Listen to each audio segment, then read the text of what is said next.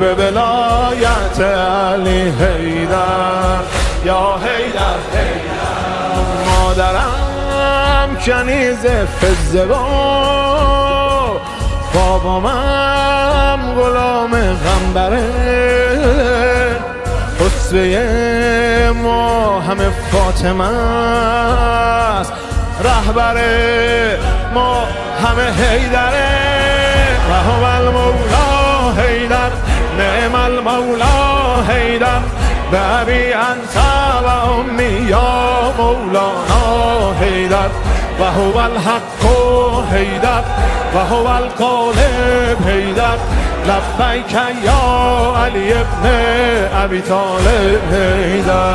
المدیون لطف این خونوادم، من با ولایت امین جهادم، جز به علی به کسی دست بیعت ندادم.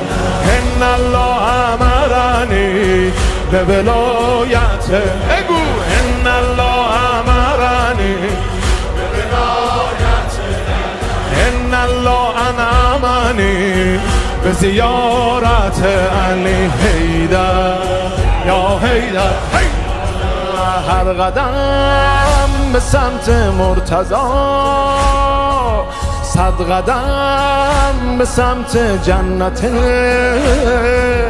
دستای ما روی این زری، در حقیقت دست بیعت. خونه بابام نجف، آخر دنیا نجف، هر جای دنیا برم آخر سر جام نجف. مشرق و مغرب حیدر، کهف المذنب حیدر، لبیک یا علی ابن ابی طالب حیدر، لبیک یا علی ابن ابی طالب حیدر. فدای حیدر دار و ندارم، پدر و مادر و ایل و تبارم. خیرالعمل یعنی دست از عشقش بر ندارم، خیرالعمل یعنی دست از عشقش بر ندارم. ان الله امرنی به ولایت علی،